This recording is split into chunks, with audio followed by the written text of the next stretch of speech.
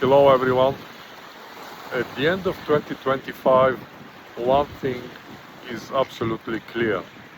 AI is everywhere, it changes rapidly, and it creates a lot of challenges for organizations and boards.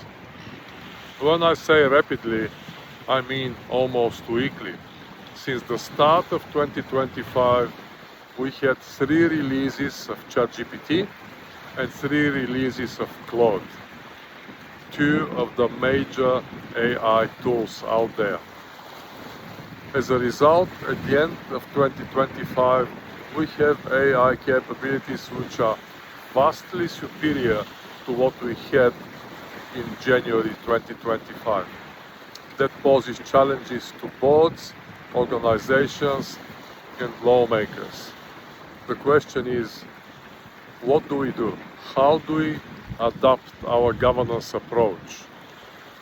And the answer will be that the new governance, reacting quickly, needs to include AI governance as its integral part. But before we talk about AI governance, the question is, what is governance? Because quite often the answer is policies, frameworks, risk registers. But personally, I think this is not governance. This is bureaucracy dressed up as governance. To answer the question, what is governance, it pays to go to the first principles thinking created by Aristotle.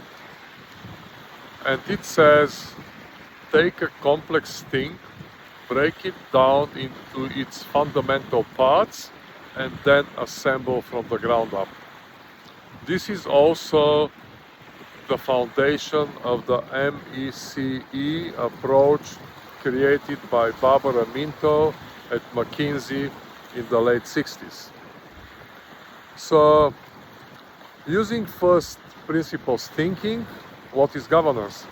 Well, governance is the 3 questions that the boards need to ask themselves constantly. Are we creating value?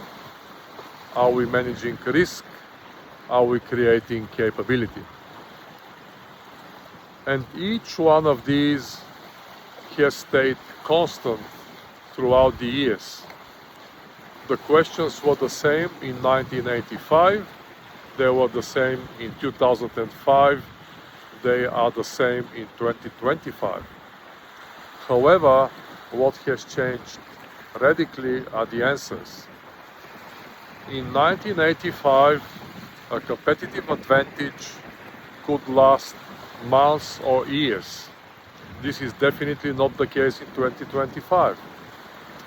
The risks in 2005 were known and relatively predictable. Operational risks, financial risks.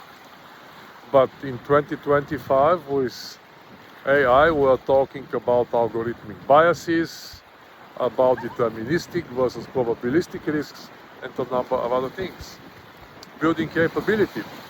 Well, building capability was about learning, slowly applying tools, processes, and systems in the workplace.